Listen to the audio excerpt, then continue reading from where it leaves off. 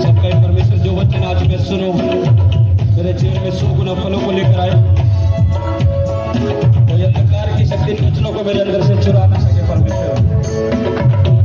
मेरा पवित्र आत्मा मेरे जीवन में काम करे परमेश्वर। इन वचनों के सुनने के द्वारा परमेश्वर सब प्रार्थना करो, आवाज उठाकर अगले 2 मिनट इन वचनों के लिए सब प्रार्थना करो।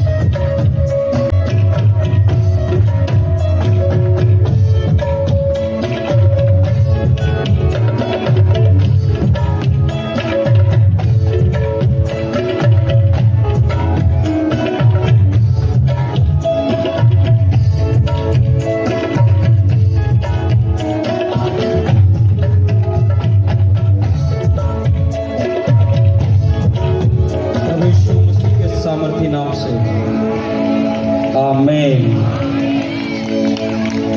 ऊंची आवाज से बोलो हालेलुया, चिल्लाकर बोलो हालेलुया।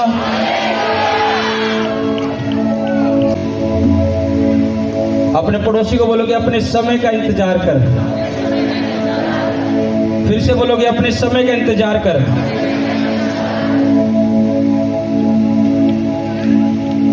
एक वचन नोट करेंगे, सबोपदेशक की पुस्तक उसका 3 अध्याय उसका 1 वचन,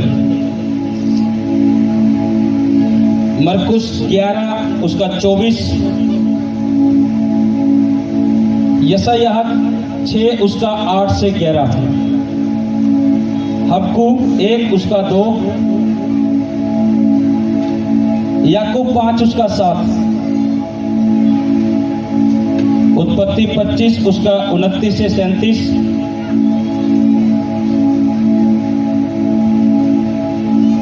उत्पत्ति 27 उसका 35 और 36, दानियल 1 उसका 3 से 10।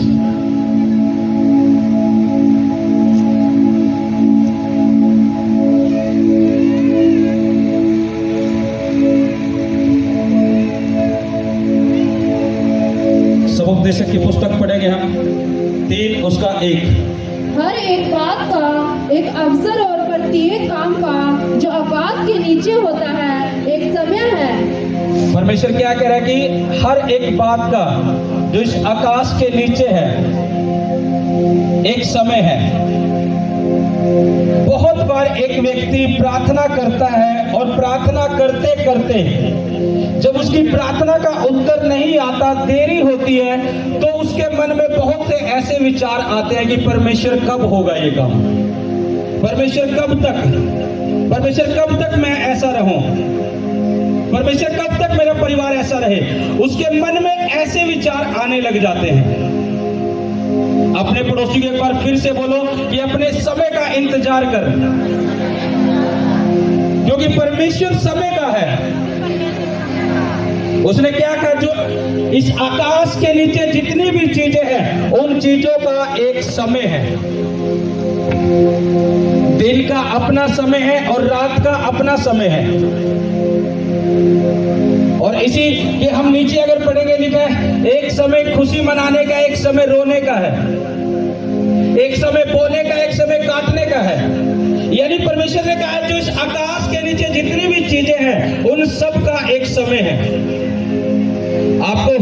आपके मन में ऐसा आता होगा कि परमेश्वर मैं इस प्रार्थनाओं को कर रहा हूं, इसका उत्तर क्यों नहीं अब तक आया, कब होगा मेरा ये काम परमेश्वर, कब होगा मेरे जीवन में ऐसा परमेश्वर, कब होगा मेरे बच्चों में ये प्रभु, कब होगा ये, कब हो सकता है बहुत से लोगों की प्रार्थनाओं में भी लगा हुआ हो कि परमेश्वर कब होगा, कि परमेश्वर कब तक ऐसा रहूं मैं, परमेश्वर कब तक तू ऐसा रखेगा। यही चीजें परमेश्वर के जो बड़े दास थे, जब हम बाइबल में देखें, उन्होंने भी यही बातें अपनी प्रार्थनाओं में रखी। यानी बहुत से परमेश्वर के दासों की प्रार्थनाएं भी जो परमेश्वर उन्हें कहता था वो करते थे, लेकिन जब उन्होंने बहुत टाइम तक उत्तर नहीं देखा, बहुत से परमेश्वर के दासों ने भी ये बात अपनी प्रार्थना में कही, परमेश्वर कब तक।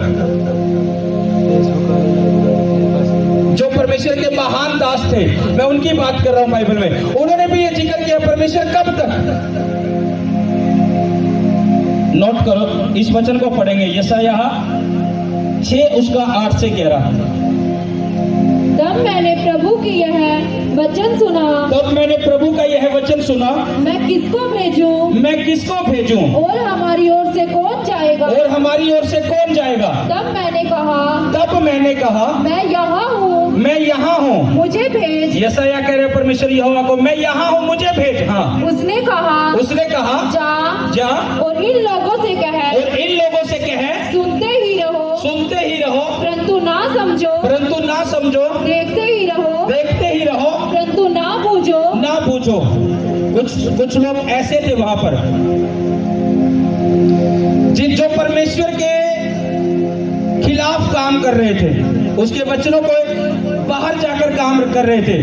तो परमेश्वर ने क्या किया, उनकी आंखों को ऐसा अंधी कर दिया कि वो परमेश्वर को पहचान ना पाए, उनके कानों को ऐसा भारी बहरा कर दिया कि वो सुन ही ना पाए कि जो परमेश्वर का वचन हो। कारण क्या था, क्योंकि परमेश्वर ने ठान लिया था कि मैं इन लोगों को दंड दूंगा, कहीं ऐसा ना हो ये देख कर सुनकर पश्चाताप करके मन फिरा ले। ये पुराने नियम की बात है, नए नियम में समय है, पश्चाताप है, ये पुराने नियम का वचन है। उस समय यहोवा पिता जिसको चाहता था उसे दंड देता था, ये पुराने नियम का वचन है।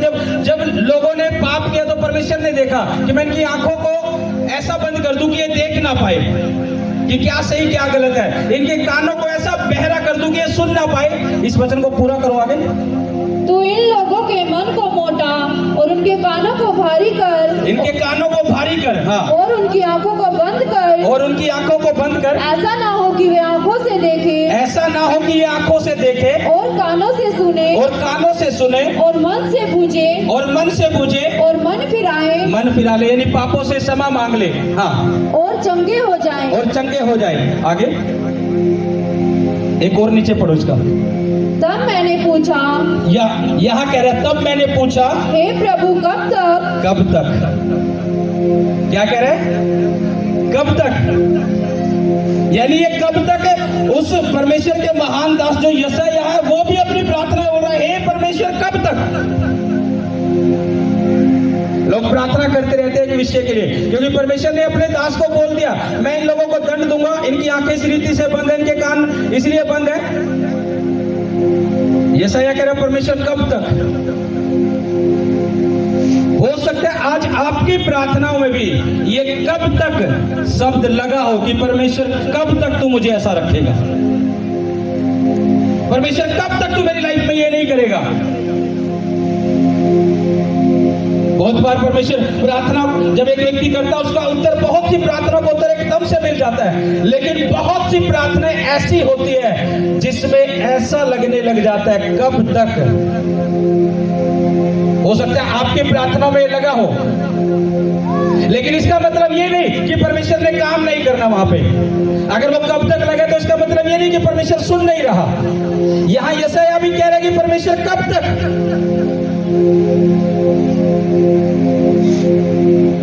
एक वचन और पढ़ो,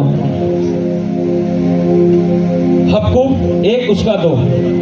हे यहोवा मैं कब तक तेरी दुहाई देता रहूंगा। या हबक्कूक की जो परमेश्वर का दास है वो कह रहा है, हे यहोवा मैं कब तक तेरी दुहाई देता रहूंगा, कब तक तुझसे प्रार्थना करूं, कब तक। ये परमेश्वर के वो दास है जो जिन्होंने परमेश्वर के बड़े कामों को किया, उनकी प्रार्थना में भी ये कब तक था।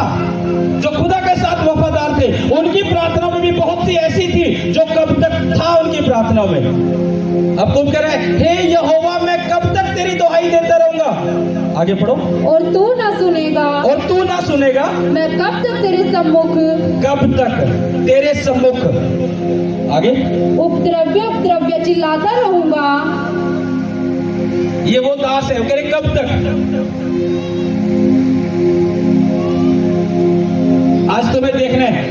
प्रार्थना में भी किसी विषय में तो कब तक है कि कब तक परमेश्वर ये दुहाई दे रहा हूं मैं, कब तक ये मेरे जीवन में होगा काम, कब तक मैं ऐसा होऊंगा। ये कब तक हो सकता है। बहुत से ऐसे लोगों की लाइफ में लग रहा हो जिनकी बीमारी अब तक ठीक नहीं हुई हो। ये कब तक हो सकता है उन लोगों की लाइफ में लग रहा हो जिन्होंने लोगों के कारण निराशा को लिया, उनके रवैये के कारण निराशा को लिया है, और वो कह रहे हो कब तक परमेश्वर, कब तक परमेश्वर। लेकिन सब उपदेशन में हमने क्या पढ़ा, कह रहे इस आकाश के नीचे जो भी चीजें हैं उन सब का एक समय है। अगर आपको लग रहा है मेरी लाइफ में ये कब तक है, तो इसका मतलब ये नहीं है परमेश्वर ने प्रार्थना नहीं सुनी। अगर यशायाह ने बोला परमेश्वर कब तक, इसका मतलब ये नहीं था कि उसकी प्रार्थना नहीं सुनेगी। अगर हबक्कूक यहाँ बोल रहा है कि परमेश्वर कब तक, इसका मतलब ये नहीं उसकी प्रार्थना सुनी नहीं गई, सुनी गई, उत्तर दिया गया। ऐसे ही आपके साथ भी होगा। जब आपकी प्रार्थना में कब तक लगा है वो सुनी जा रही है यीशु मसीह के नाम से, उनका उत्तर परमेश्वर देगा तुम्हें। उसने कहा इस आकाश के नीचे जो भी चीज है उन सब का एक समय है।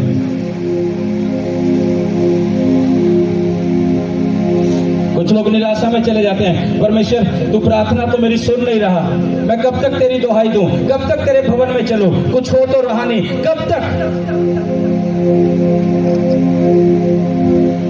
यशायाह भी कह रहा परमेश्वर कब तक, हबक्कूक कह रहा परमेश्वर कब तक मैं तेरी दुहाई दूं। लेकिन इन्होंने दुहाई देना बंद नहीं किया था। उसका वचन क्या कहता है, एक वचन और पढ़ेंगे, मरकुस 11 उसका 24 पढ़ो। इसलिए मैं तुमसे कहता हूँ, इसलिए मैं तुमसे कहता हूँ कि जो कुछ तुम प्रार्थना करके मांगो, जो कुछ तुम प्रार्थना करके मांगो, क्या करके मांगो, सब बोलो प्रार्थना करके, क्या करके, कह रहे जो कुछ तुम प्रार्थना करके मांगो, हाँ तो प्रतीति कर लो, प्रतीति कर लो कि तुम्हें मिल गया, तुम्हें मिल गया। उसमें कब तक नहीं है, फिर वो कब तक खत्म कर दो। तुमने प्रार्थना की है, तुम्हें लग रहा है कि परमेश्वर कब तक, परमेश्वर कह रहा है जो भी तुम प्रार्थना में मांगो तो प्रतीति कर लो कि तुम्हें मिल चुका है। तुम्हें फिर ये नहीं सोचना कि परमेश्वर कब तक, परमेश्वर ने सुन लिया है। वे कह रहे तुमने मांगा है, प्रतीति कर लो। प्रतीति का मीनिंग क्या है, जो चीजें परमेश्वर ने तुम्हें बोली है और तुम्हें अभी मिली नहीं है, और तुमने उसकी प्रतीति कर ली कि मुझे मिल चुकी है, एक विश्वास के साथ कि मेरे जीवन में ये काम हो चुका है जो मैंने खुदा से बोला है, मेरी लाइफ में ऐसा हो चुका है जो मैंने परमेश्वर से मांगा है, वो और प्रतीति कर लो। यानी जो कुछ तुम प्रार्थना विश्वास से मांगो तो प्रतीति कर लो, वो तुम्हारे लिए हो जाएगा। जानते हो यीशु मसीह ने भी एक बात बोली, जब यीशु मसीह के चेलों के पास एक बच्चे को लेकर आए जिसमें दुष्ट आत्मा थी, और वो चेले भी वही थे, यीशु मसीह भी वही था। वो बच्चे के माँ बाप उसके पास लेकर आए, बोले कि हम तेरे चेलों के पास लेकर आए, ये दुष्ट आत्मा को निकाल नहीं पाए, मेरे बेटे को चंगा कर। यीशु मसीह ने जानते हो क्या कहा था, हे अल्प विश्वासियों, क्या कहा था, हे अल्प विश्वासियों, मैं कब तक तुम्हारे साथ रहूंगा। कब तक, कब तक। वो एक नए विश्वास को डाल रहा था ताकि वो कब तक खत्म हो जाए लाइफ में से, क्योंकि परमेश्वर सुनता है। उसने कहा जो तुम प्रार्थना विश्वास से मांगो और प्रतीति कर लो तो तुम्हारे लिए हो जाएगा। तो मैं क्यों नहीं प्रतीति करूं कि परमेश्वर मैंने जो मांग रखा है, जो मैं मांग रहा हूं वो मेरी लाइफ में हो चुका है, वो मेरी लाइफ में हो रहा है। अपने पड़ोसी को बोलो कि सब्र कर, फिर से बोलो कि सब्र कर। आवाज नहीं आई मुझे आपकी, बोलो सब्र कर, फिर से बोलो सब्र कर। कितने लोगों को है, यहीं पर है या घर पे भी है? सब्र, धीरज, क्या करना है, सब्र करना है। क्या करना है, धीरज धरना है। और परमेश्वर यही चाहता है, ये नहीं आज प्रार्थना हुई, वो तो है नहीं कुछ, मैं तो गया था आज परमेश्वर के घर में, घर आया तो और ज्यादा लड़ाई झगड़ा हुआ तो कुछ नहीं। अपने पड़ोसी को बोलो कि सब्र कर, सब्र कर। परमेश्वर सब कुछ पूरा कर देगा। ये नहीं कि आज प्रार्थना करी और कोई सबर नहीं, क्यों नहीं उत्तर आया? ये वही है। कब तक? मैं गया था पिछले संडे, मेरे परिवार में दिक्कत पड़ गई, मैं आज नहीं आया। मेरी प्रॉब्लम नहीं जा रही, मैं आज नहीं आया। परमेश्वर कहता है सब्र कर, धीरज धर। अगर एक व्यक्ति सब्र को करेगा तो परमेश्वर वो चीजें उसे देगा जो परमेश्वर देना चाहता उस व्यक्ति को। बहुत से लोग क्या करते हैं? सब्र नहीं करते, अपनी प्रार्थनाओं की वेट नहीं करते, उत्तर आने में बाट नहीं जोते, लेकिन परमेश्वर इसी कारण उन्हें वो चीजें नहीं दे पाता जो परमेश्वर देना चाहता है। वेट करनी है, सब्र करना है उन चीजों में, जिन चीजों के लिए तुम प्रार्थना कर रहे हो, जिन चीजों को तुम मांग रहे हो, वेट करो। एक समय तुम्हारा भी परमेश्वर ने इस आकाश के नीचे ठहराया है, वो प्रार्थना का उत्तर तुम्हारी आएगा यीशु मसीह के नाम से। एक समय ठहराया उसने, एक समय तुम्हारे परिवार के लिए भी ठहराया उसने, एक समय तुम्हारी आशीषों के लिए भी ठहराया उसने। उसने कहा धीरज धर, सब्र कर। एक वचन पढ़ेंगे, याकूब 5 उसका 7। इसलिए हे भाइयों, प्रभु के आगमन तक धीरज धरो। प्रभु के आगमन तक क्या धरो? धीरज धरो। हाँ, देखो, किसान पृथ्वी की बहुमूल्य फसल की आशा रखता हुआ प्रथम और अंतिम वर्षा होने तक धीरज धरता है। एक किसान भी जब अपने खेत में बीज बोता है, वो ये नहीं करता कि आज बीज बोया और कल आकर देखेगी क्या फल आया मेरे बीज का। वो धीरज धरता है 6 महीने तक, वेट करता है परमेश्वर के समय की, कि जितना समय परमेश्वर ने उस फसल के लिए ठहरा रखा है कि इतने महीने में ये तैयार होगी, तो वो भी धीरज धरता उतने महीने तक परमेश्वर के ठहराए हुए समय की। जो व्यक्ति बहुत बार क्या करते हैं, जो धीरज नहीं धरते, जो सब्र नहीं करते, वो अपने जीवन में से वो आशीषें खो देते हैं जिन्हें परमेश्वर देना चाहता था। और ऐसी एक व्यक्ति ने बाइबल में अपनी उन आशीषों को खोया, उसका नाम एसाव है। हम पढ़ेंगे उत्पत्ति 25 उसका 29 से 33 तक। एक दिन याकूब भोजन के लिए कुछ दाल पका रहा था। एक दिन याकूब जो एसाव का भाई था भोजन के लिए दाल पका रहा था। हाँ। और एसाव जंगल से थका हुआ आया। एसाव जो उसका भाई था याकूब का, जंगल से थका हुआ आया। तब एसाव ने याकूब से कहा, वह जो लाल वस्तु है, वह जो लाल वस्तु, दाल के बारे में बोल रहे हैं। हाँ। उसी लाल वस्तु में से मुझे कुछ खिला, उसी लाल वस्तु में से मुझे कुछ खिला, क्योंकि मैं थका हूँ। इसी कारण उसका नाम एदोम भी पड़ा। याकूब ने कहा, अपना पहलोटे का अधिकार आज मेरे हाथ बेच दे। क्या कर दे मेरे हाथ? क्योंकि पहलोटे को पुराने नियम में दुगनी आशीष दी जाती थी। जो पहलोटा होता था, जो परिवार में पहलोटा होता था, उसे दुगनी आशीष दी जाती थी, दुगना उसे मिलता था। जो उसका बाप होता था वो पहलोटे को दुगना देता था, दुगनी आशीष। अब एसाव जो जंगल में से आया थका हुआ शिकार करके, उसे सब्र नहीं हुआ। उसने अब उसका भाई जो याकूब था वो दाल पका रहा था, उस पर सब्र नहीं हुआ। उसने क्या कहा कि जो ये तू पका रहा है ये मुझे दे। लेकिन याकूब भी बड़ा तेज दिमाग का था।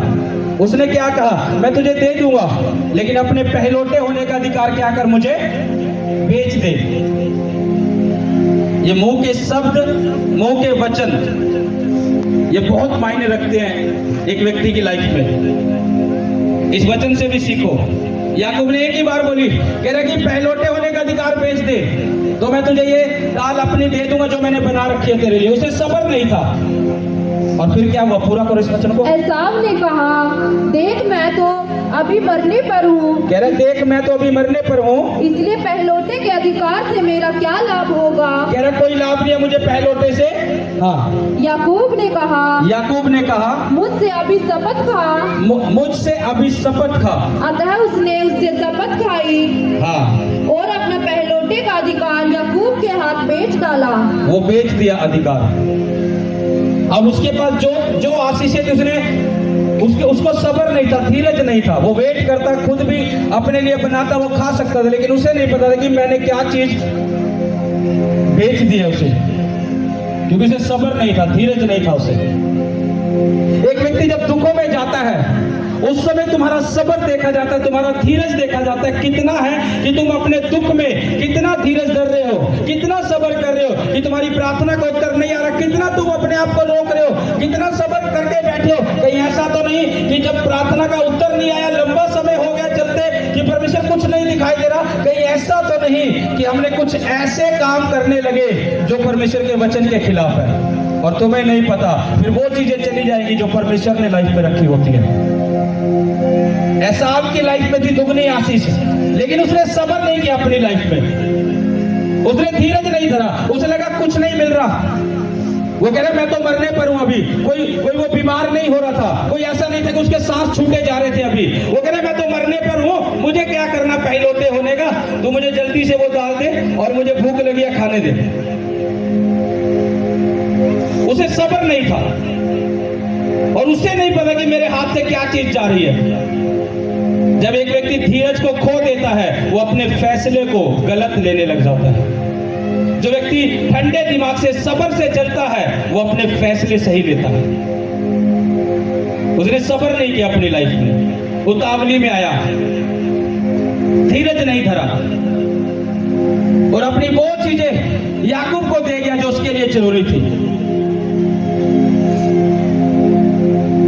अगर तुम्हें लग रहा है कुछ मेरी लाइफ में नहीं हो रहा है, अब तक मेरी प्रार्थना का उत्तर नहीं आ रहा है, सब्र रखो। वचन कहता है जितने यहोवा परमेश्वर की बाट जोहेंगे वो उकाबों के समान उड़ेंगे। वो कह रहे कौन उड़ेंगे? बाट जोहने वाले। कौन उड़ेंगे? कौन उड़ेंगे? ये बाट जोने वाले की आशीष है कि वो उकाबों के समान हो जाए। जो काम देरी से हो रहा है कुछ तुम्हारी लाइफ में, तो सोचो ऊंची उड़ान है, क्योंकि तुम बाट जो रहे हो उसके लिए। ऐसा नहीं कि तुमने प्रार्थना की और मांगा, ये परमेश्वर ने उसके लिए बोला जो बाट जो रहे। बाट जोना क्या? जिस प्रार्थना का उत्तर नहीं आ रहा, फिर भी तुम खुदा के साथ वफादार हो, फिर भी तुम परमेश्वर के कामों के लिए ईमानदार हो और बाट जो रहे हो, तो याद रखो जब उस प्रार्थना का उत्तर आएगा तो एक लंबी उड़ान तुम्हारी होगी यीशु मसीह के नाम से।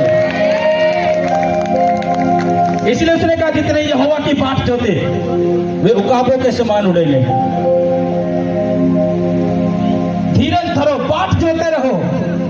आज कुछ नहीं हो रहा, कल कुछ नहीं हो रहा, परसों कुछ नहीं हो रहा, एक दिन तो इस आकाश के नीचे ऐसा है मेरा जब मैं उकाबों के समान उड़ने लग जाऊंगा। एक दिन तो है ऐसा, और शैतान वही दिन नहीं दिखाता, वही चीज याद नहीं दिलाता कि एक दिन परमेश्वर ने तेरा भी रखा है कि तेरी लाइफ में भी ऐसा होगा। वो सब्र को खत्म कर देता है, धीरज को खत्म कर देता है। मैं क्या करूं, इतना टाइम चल रहा था, मैं ऐसा नहीं हुआ इसलिए मैंने ये काम किया। मैं क्या करूं, इतने टाइम से कुछ नहीं हो रहा था इसलिए मैंने ये फैसला लिया। तुमने नहीं लिया, वो शैतान ने तुम्हें फैसला दिया है, तुमने नहीं लिया था। ऐसा आपको पता था, लेकिन वो चीज दे गया याकूब को। उसे नहीं पता था कि ये मेरे बच्चों तक काम आने वाली चीजें थी। वो कह रहा मैं तो मरने पर हूं, अब बस जो जल्दी है जो कर, मुझे पहलौठे का क्या करना। उसने कहा शपथ खा कि तेरा पहलौठे का अधिकार मेरा है। उसने शपथ खाई किसके पीछे? एक कटोरी दाल के लिए। किसके पीछे? किसके पीछे? एक कटोरी दाल। और क्या दे गया? अपने बच्चों तक की, जो उसके बच्चों पर भी आशीषें जानी थी, वो याकूब को दे गया। किसके पीछे? सोचो, किसके पीछे? एक कटोरी दाल जरूरी थी या आने वाला जो फ्यूचर था क्या वो जरूरी था? उसके बच्चों तक, जो उसकी पीढ़ियों तक वो आशीष जानी थी, वो जरूरी थी। शैतान ने कहां दिखाया? उसे बेसब्रा करके, उसे सब्र नहीं रहा। उसने कहा मैं तो मरने पर हूं, बस दे तू जो तू पुकारा मुझे खिला और मुझे पहलौठे का कुछ नहीं करना। जब एक व्यक्ति की लाइफ में कोई भी प्रार्थना का उत्तर लेट होता है, शैतान इसी तरह से गलत फैसले देने के लिए आता है। लेकिन अगर आप खड़े रहोगे अपनी उसी जगह पर, उसी पोजीशन पर जैसा तुम खुदा में हो, तो एक समय आएगा परमेश्वर तुम्हें उकाबों के समान उड़ा देगा।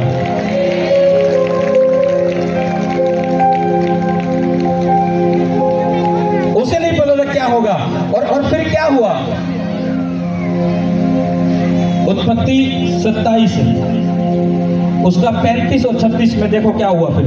उसने कहा, तेरा भाई धूर्तता से आया और तेरे आशीर्वाद को लेके चला गया। उसने कहा, क्या उसका नाम याकूब यथार्थ नहीं रखा गया? उसने मुझे 2 बार अड़ंगा मारा। वो कह रहा है एसाव, कह रहा उसने मुझे 2 बार अड़ंगा मारा। उसके पिता ने जब इसहाक बुढ़ापे में आ गया, समझना इस बात को, जब इसहाक बुढ़ापे में आ गया, जो उसके बेटे थे एसाव और याकूब, जब वो बुढ़ापे में आ गया, उसकी आंखें धुंधली हो गई। उसे पता था मुझे प्रभु के पास जाना है और मुझे जाना है, मैं अपने बच्चों को कुछ आशीष देकर जाऊं। किसको? पहलोटे को। किसको देकर जाऊं? और पहलोटा कौन था? कौन था पहलोटा? कौन था? एसाव। कौन था? याकूब छोटा था। जब उसके पिता ने देखा कि अब मेरी आंखें धुंधली हो गई है, अब मैं प्रभु के पास जाने पर हूं, तो क्यों ना जाने से पहले जो आशीष मेरे पास है मैं अपने बच्चों को देकर जाऊं।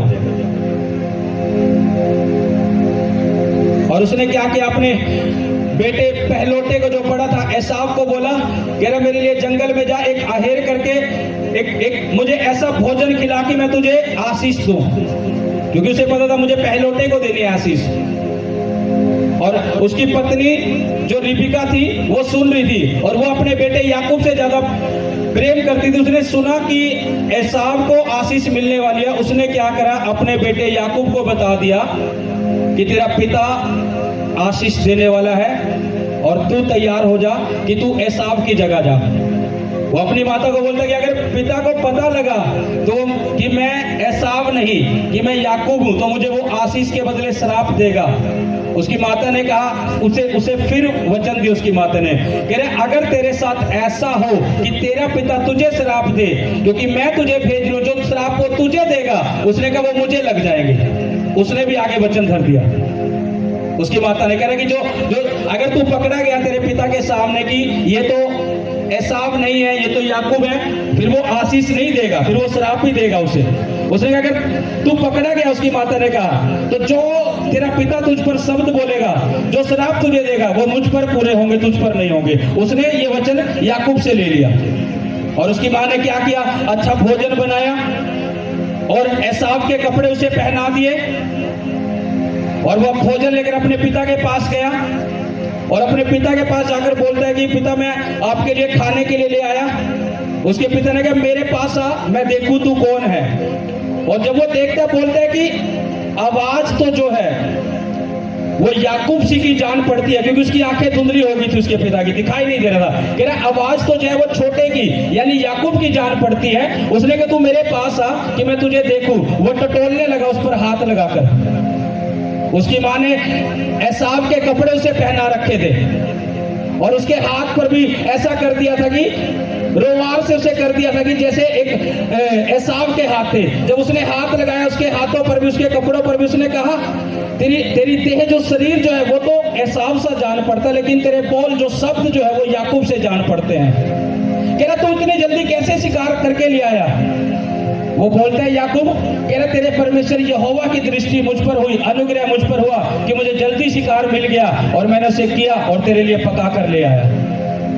और फिर क्या हुआ, इसहाक ने, उसके पिता ने खाया और खाकर उसे वो सारी आशीषें दे दी जो पहलोटे को देनी थी एसाव को। और जैसी वो आशीषें लेकर चला गया, इतने में ही एसाव आ गया शिकार करके।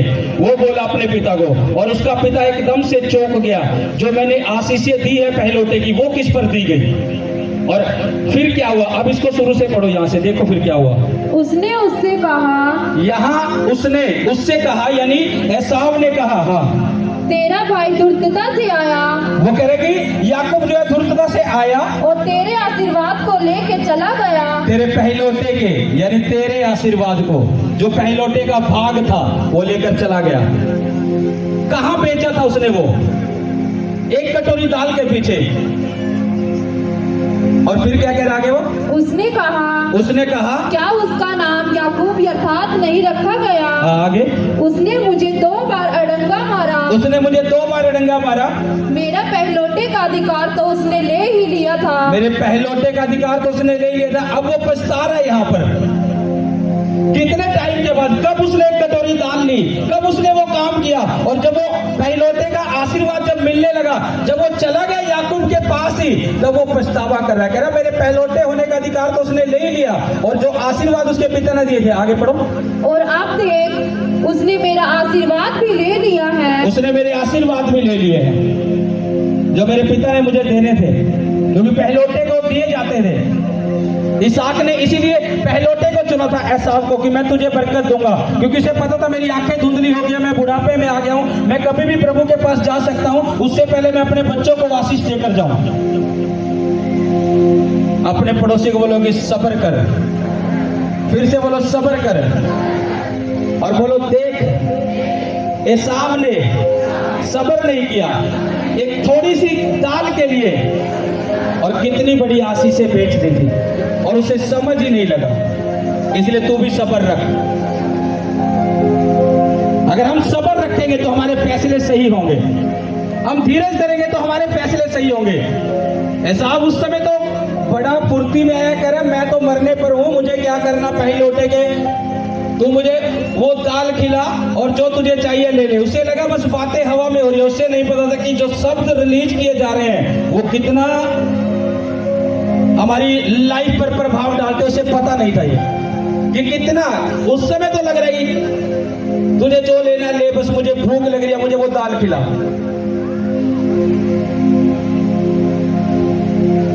और शैतान उसी टाइम वार करता है जब एक व्यक्ति कमजोर होता है अपनी किसी भी चीज में। अगर तुम्हारी लाइफ में मान लो फाइनेंस की तंगी है, घटी है, तो वो तुम्हारी लाइफ में पाप को लेकर आएगा, ऐसे बुरे कामों को लेकर आएगा जिसमें तुम्हें लगे कि मैं अच्छा कमा सकता हूं, मैं अच्छा ऐसा कर सकता हूं। लेकिन उस समय में भी अगर तुम वफादार रहो और वो बुरे काम ना करके उन्हें छोड़ो, तो तुम परमेश्वर से वो लोगे जो परमेश्वर ने रखा हुआ तुम्हारे लिए।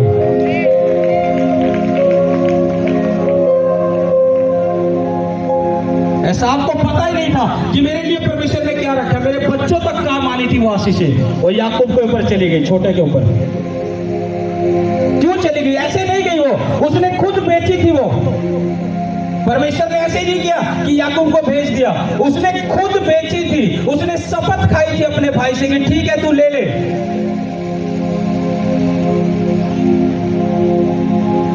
मेरे फलाने रिश्तेदार में प्रोग्राम है, वहां खाना खा ले जी, फलाना प्रोग्राम है। सब्र करो, धीरज धरो। जो खुदा ने कहा है उसे खाओ पियो, जो खुदा नहीं चाहता उसे मत खाओ पियो। एक व्यक्ति ने खाने के पीछे अपनी इतनी बड़ी आशीषें खो दी। सिर्फ किसके पीछे? फिर से बोलो, एक कटोरी दाल। किसके पीछे? एक कटोरी दाल। बड़ी बात थी उसके लिए। अगर 1 घंटा वो खुद काम करता तो खुद अपने लिए बनाकर खा सकता था। मैं इसको खाऊं, मेरे फलाने रिश्तेदार में फलाना प्रोग्राम है, ढिमकाना ये है। कुछ लोगों को सिखाए लेकिन बाद में करने फिर वही काम है। तुम्हें नहीं पता, तुम धीरज नहीं कर रहे हो, तुम सब्र नहीं कर रहे हो, तुम वो काम कर रहे हो जो परमेश्वर नहीं चाहता। और तुम्हें नहीं पता कि शैतान क्या छीन रहा है तुम्हारे हाथों से, क्या वो लेकर जा रहा है। मेरा रिश्तेदार नाराज हो जाता, जी अगर मैं ना ऐसा करता, मेरे प्रोग्राम में नहीं आना था उसने, मेरी फैमिली में नहीं आना था अगर मैं ऐसा ना करता। रिश्तेदार, पड़ोसी प्रोग्राम में नहीं भी आए तो चल जाएगा, अगर परमेश्वर नहीं आया तो चलेगा नहीं। इस चीज को याद रखना। तुम अपने हजारों रिश्तेदारों को, पड़ोसी को अपने प्रोग्राम में इकट्ठा कर लो, अगर उस प्रोग्राम में परमेश्वर ना हो तो क्या होगा? कुछ फायदा होगा? अगर परमेश्वर होगा तो सब कुछ होगा। तो मैं क्यों रिश्तेदार फिर की परवाह करूं? अगर मैं ये प्रोग्राम में ना जाता तो ऐसा नहीं होता, मेरा रिश्तेदार ना आता, फलाना ना आता, ढिमकाना ना आता, मेरा परमेश्वर आना चाहिए मेरे लिए, वो जरूरी है पहले। उस व्यक्ति ने एक कटोरी दाल के लिए परमेश्वर की उसने शपथ खाकर वो चीजें दे दी, धीरज नहीं धरा। और एक व्यक्ति ने क्या किया, पढ़ो दानियल 1 उसका 3 से 10। तब उस राजा ने अपने खोजों के प्रधान अश्पनज को आज्ञा दी कि इजराइल राजपुत्रों और प्रतिष्ठित पुरुषों में से ऐसे कई जवानों को ला जो निर्दोष, सुंदर और सब प्रकार की बुद्धि में राजा ने जब दानियल और उसके मित्र और उसके सभी लोग जब बंधुआई में चले गए, तो राजा ने अपने लोगों से कहा मेरे लिए ऐसे लोगों को छांट ले, कुछ जो बुद्धि वाले हो, मतलब कि उनको छांट के अलग कर दे, जो बेस्ट हो, और उन्हें वो खाना खिला जो मेरी ओर से ठहराया गया। राजा ने कहा, हाँ पढ़ो अब इस वचन को। जो निर्दोष, सुंदर और सब प्रकार की बुद्धि में प्रवीण और ज्ञान में निपुण और विद्वान और राज मंदिर में हाजिर रहने के योग्य हो, और उन्हें कसीदियों के शास्त्र और भाषा की शिक्षा दे। उन्हें शिक्षा दे। हाँ, राजा ने आज्ञा दी कि उसके भोजन और पीने के दाख मधु से, राजा ने आज्ञा दी उन लोगों के भोजन और पीने के दाख मधु, हाँ, उन्हें प्रतिदिन खाने पीने को दिया जाए। प्रतिदिन खाने पीने को दिया जाए। इस प्रकार 3 वर्ष तक, 3 साल तक उनका पालन। राजा ने बोला, जिन लोगों को दानियल को पकड़ लिया और दानियल के जो मित्र थे 3 उनको पकड़ लिया, और भी लोगों को पकड़ा, और उनको बोला कि राजा ने तुम्हें मेरा भोजन खाना होगा 3 साल तक। अपने लोगों को बोला कि इनको 3 साल तक मेरा ठहराया हुआ भोजन खिलाना, जो मेरा भोजन होगा उन्हें 3 वर्ष तक खिलाना। हाँ, फिर क्या हुआ? तब उसके बाद वे राजा के सामने हाजिर किए जाएं। जब 3 साल तक वो राजा का ठहराया हुआ भोजन खाएंगे, उसके 3 साल के बाद जब वो राजा के सामने आएंगे, हाँ, उनमें यहूदा की संतान से चुने हुए दानियल, हनन्या, मिसाइल और अजरिया नामक यहूदी थे। खोजों के प्रधान ने उनके दूसरे नाम रखे, अर्थात दानियल का नाम उसने बेलतशस्सर, हनन्या का सद्रक, मिसाइल का मेशक और अजरिया का अब्दोनेगो रखा। परंतु दानियल ने अपने मन में ठान लिया, हाँ, कि वह राजा का भोजन खाकर और उसके पीने का दाख मधु पीकर अपवित्र ना होए। उसने कहा कि मैं राजा का ठहराया हुआ भोजन नहीं खाऊंगा। दानियल ने कहा, एक व्यक्ति ने भोजन खाया और क्या चीज खो दी। अब दानियल गुलामी में भी है, दुखों में भी है। राजा ने उसको एक ऑफर दे दिया कि तुझे मेरा भोजन खाना है, राजाओं वाला, अच्छा भोजन, बेस्ट भोजन, राजाओं वाला। उसे बोला कि इसे खाने को मेरे भोजन में से दो, जो राजा का भोजन है। अब दानियल वहां दुखी तो था, परेशान तो था। वो सोच सकता था कि मैं दुखी हूं, परेशान हूं, कोई बात नहीं, मुझे अच्छा भोजन मिल रहा है, मैं खाऊं अब इसको। लेकिन उसने मन में क्या ठान लिया कि मुझे ये भोजन नहीं खाना, क्योंकि परमेश्वर ने इस भोजन को खाने के लिए मुझे मना किया। मुझे ये भोजन नहीं करना। उसे पता था कि मैं इस भोजन को खाकर पवित्र नहीं रह सकता, अपवित्र हो जाऊंगा।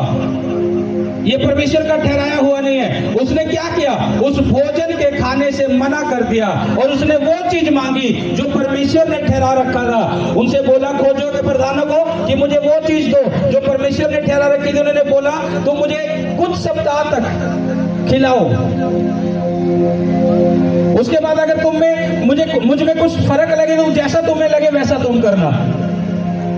दूसरे लोग राजा वाला भोजन खा रहे, लेकिन दानियल और उसके तीनों मित्र वो भोजन खा रहे जो परमेश्वर ने ठहरा रखा था। और जब उनको देखा गया जो राजा का ठहराया हुआ भोजन खा रहे थे, उनके चेहरे पर वो रौनक नहीं आई। जिन्होंने परमेश्वर का ठहराया हुआ भोजन खाया, उनके चेहरे पर वो रौनक आ गई।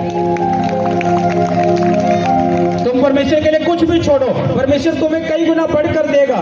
तुम सोचोगे रिश्तेदार नहीं आएगा, अगर मैं ये चीज वहां पर नहीं खाऊंगा, ये चीज ना करूंगा, तुम छोड़ोगे, तुम्हें एक नहीं परमेश्वर 10 रिश्तेदार तुम्हारे फेवर में खड़ा कर देगा। तुम छोड़े तो परमेश्वर के लिए कुछ भी, उस काम को करना बंद तो करो परमेश्वर के लिए। तुम्हें डर सताता है कि ऐसा हो जाएगा, कुछ नहीं होगा। परमेश्वर ने कहा तुम मेरे लिए छोड़ोगे, मैं तुम्हारे लिए 10 को खड़ा कर दूंगा तुम्हारे फेवर में। दानियल ने छोड़ा और उसका चेहरा दूसरे लोगों से, जो राजा का ठहराया हुआ भोजन खा रहे थे, उससे भरा हुआ था। चेहरे पे रौनक थी, नूर था। कौन सा नूर था? ये परमेश्वर का नूर था, क्योंकि परमेश्वर की आज्ञा में था वो।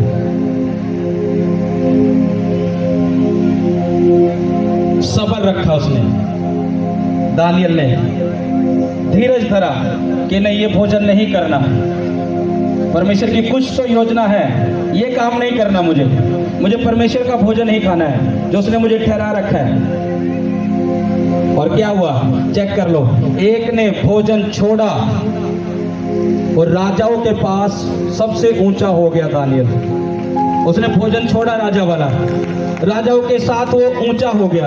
और एक ने भोजन खा लिया, जो उसके पास परमेश्वर ने रखा था वो भी छीन लिया गया। इसलिए सब्र, धीरज, क्या करना है? सब्र करना है। तुम कुछ भी प्रार्थना कर रहे हो, वचन में क्या पढ़ा कि जो भी तुम प्रार्थना में मांगो विश्वास के साथ, तो प्रतीति कर लो तो तुम्हारे लिए हो जाएगा। वो तुमने मांगा, विश्वास धर के रखो कि हो जाएगा। एक समय मेरा है, एक समय मेरा है, हो जाएगा ये काम। एक समय मेरा है, मेरे जीवन में ऐसा पूरा हो जाएगा। हालेलुया। अपने पड़ोसी को बोलेंगे अपने समय का इंतजार कर, खुदा तुझे बरकत देगा। जब तू इंतजार करेगा, बरकत देगा वो तुझे। दानियल ने वेट करी और उसने ऊंचे स्थान को पा लिया। आज लोग दुखी होते हैं, हो सकता है लंबे समय तक संघर्ष भी करते हैं, लेकिन जैसे ही थोड़ा समय रह जाता है उस संघर्ष का खत्म होने का, उसी टाइम शैतान ज्यादा तंग करने लग जाता है और लोग उसी टाइम गलत फैसले लेकर उस आशीष को खो देते हैं अपने जीवन में से। इसलिए सब्र जरूरी है।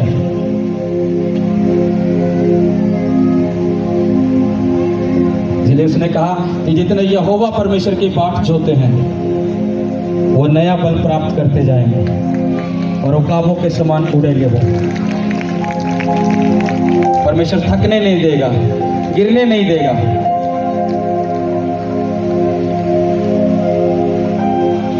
आज अगर तुम्हारी प्रार्थना में ऐसा लग रहा है तुम्हें कब तक वेट करना, वो कब तक एक दिन हो गया में बदल जाएगा। हो गया, वो कब तक एक दिन हो गया में बदल जाएगा तुम्हें पता नहीं लगेगा, जब तुम उस चीज पर खड़े और अड़े रहोगे।